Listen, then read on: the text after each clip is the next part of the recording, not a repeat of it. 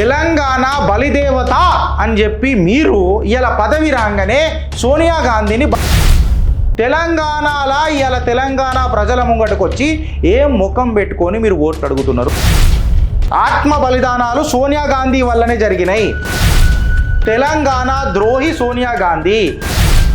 తెలంగాణను మోసం చేసేది తెలంగాణ ఉద్యమకారుల ఉసురు తగిలించుకున్నది కాంగ్రెస్ పార్టీ.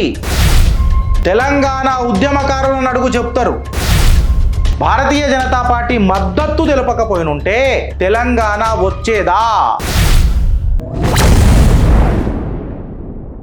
భువనగిరి ర్యాలీలో మాట్లాడుతున్న సీఎం రేవంత్ పక్కన మంత్రి వెంకటరెడ్డి, రాజగోపాల్ రెడ్డి, ఎంపీ అభ్యర్థి Chamala Kiran Kumar Reddy, MLA Beerla Ilaiah. Election, selection, collection. Andhra కాంట్రాక్టర్ల నుంచి పందికొక్కుల్లా మెక్కిండ్రు. ప్రభుత్వం పడిపోతుందని ఇంకోసారి అంటే ఉరికిస్తాం. సీఎం పదవి అంటే ఫుల్ బాటిల్ అనుకున్నావా కూల దోయడానికి? తెలంగాణ ఏర్పాటును తప్పుపట్టిన మోదీకి ఓట్లు అడిగే హక్కు లేదు. నాతో పాటు సీఎం పదవికి కోమటిరెడ్డి వెంకటరెడ్డి అర్హుడు. యాదాద్రి మళ్ళీ యాదగిరి గుట్టగా మారుస్తున్నామని వెల్లడి. భువనగిరి కార్నర్ మీటింగ్లో ప్రసంగం. Revanth high tension wire.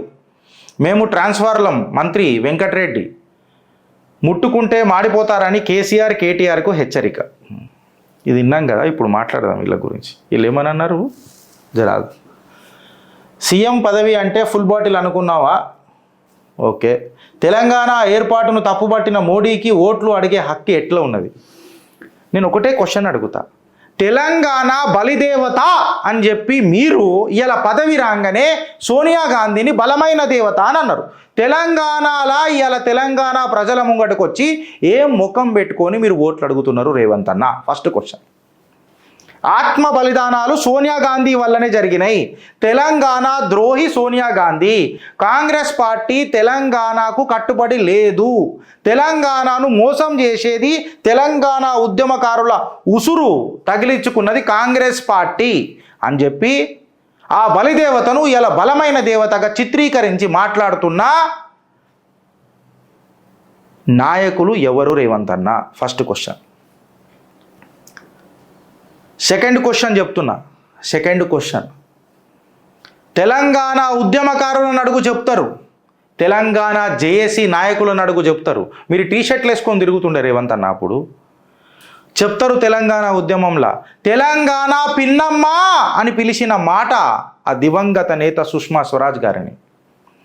తెలంగాణ గురించి అనర్గళంగా మాట్లాడిన ఘన చరిత్ర సుష్మా స్వరాజ్ గారిది. తెలంగాణ కోసం గర్జించి మాట్లాడిన చరిత్ర సుష్మా స్వరాజ్ గారిది.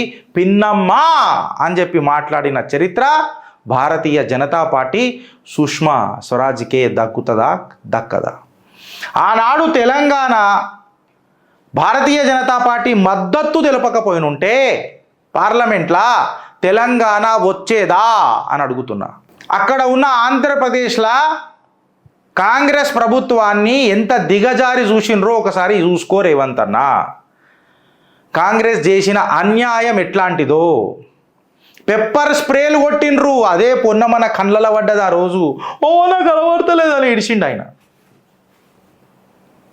ఎవరు కొట్టిర్రు చూసుకో. ఆ నాయకులు ఎవరో తెలుసుకో.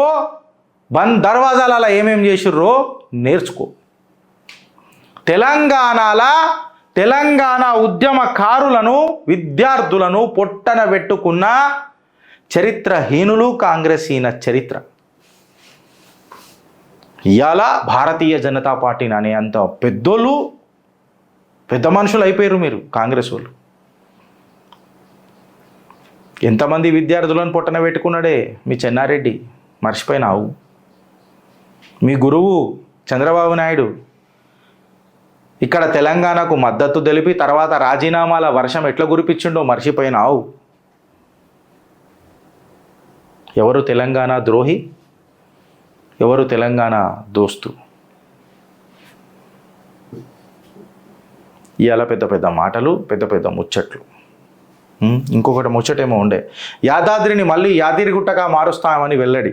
దీన్ని బట్టి అయితే నాకు అసలు ఏ డౌట్ లేదు. చిత్రగుప్త అని అన్నది కదా, యాదగిరిగుట్టని యాదాద్రి నువ్వు ఎట్లా చేసినావు?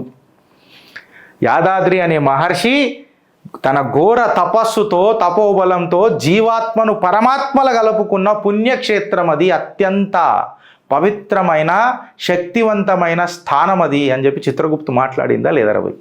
చెప్పు, మాట్లాడినామా లేదా? చిన్నజీయర స్వామిని తీసుకొచ్చి నువ్వు యాదాద్రి చేసి యాదగిరి గుట్టను యాదాద్రి ఎట్లా చేసినావు అని చెప్పి ఫస్ట్ చిత్రగుప్తు ఇప్పటికి ఎన్నోసార్లు మాట్లాడింది అది. రేవంత్ అన్న మా ఛానల్ చూస్తుడు మాకు చాలు. రేవంత్ అన్న thank you, I love you Revanth అన్న, రియలీ.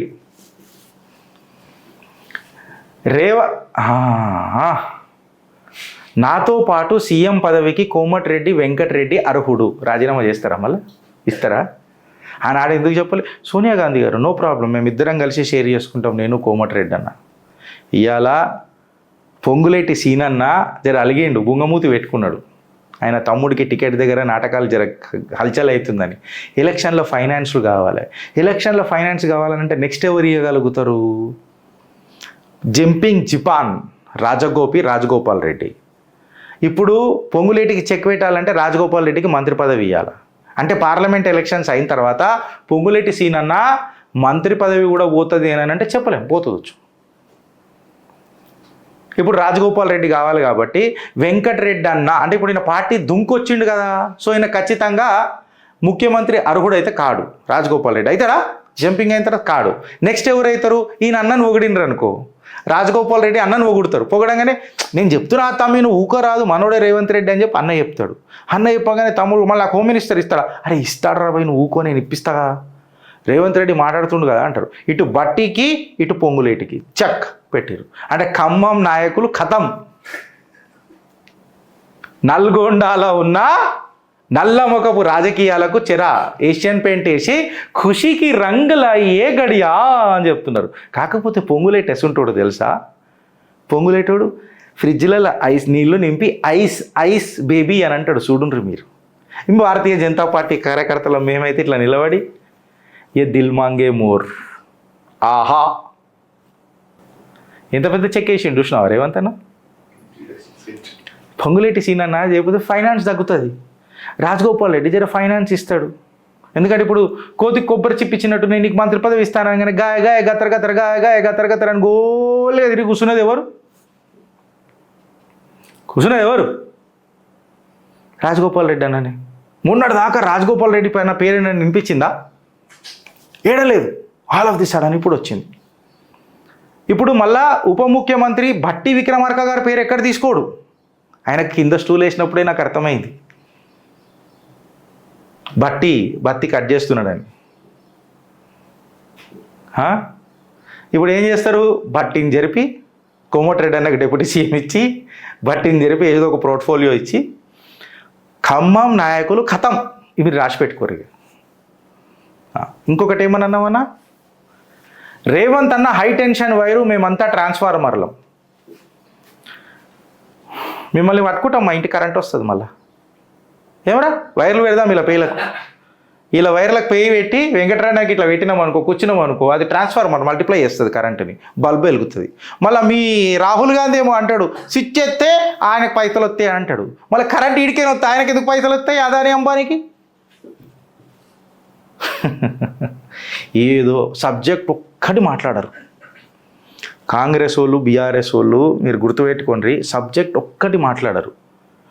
రాష్ట్రాన్ని ఎట్లా 25 సంవత్సరాల ప్లాన్ నా దగ్గర ఉన్నది, హైదరాబాద్ని డెవలప్ చేసేదనని శిల్క పలుకులు పలికిండు మన రేవంత్ అన్న.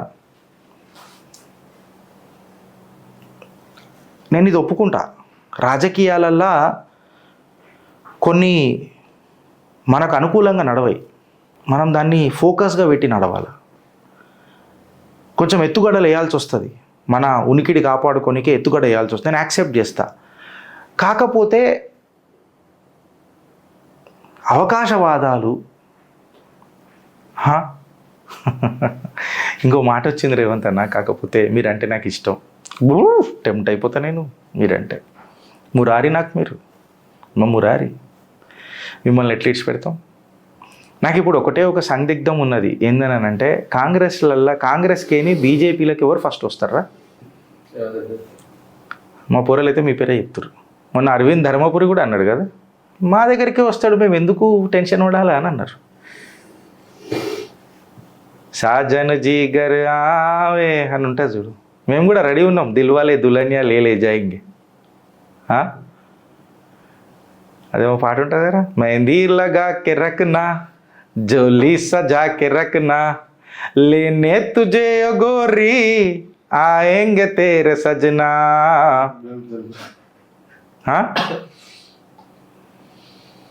పాపం ఆడ ఖమ్మంలో ఇద్దరు పాట పాడుకుంటున్నట్టున్నారు, పొంగులేటి ఇంకా బట్టన్న.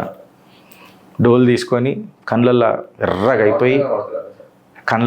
అయిపోయి ఇట్లా నిలబడి ఇంత కుర్తా పైజామాలు వేసుకొని దునియా మే కిత్నీ హై నఫరతే ఫిర్ భీ కాంగ్రెస్ మే హై మొహబ్బతే అని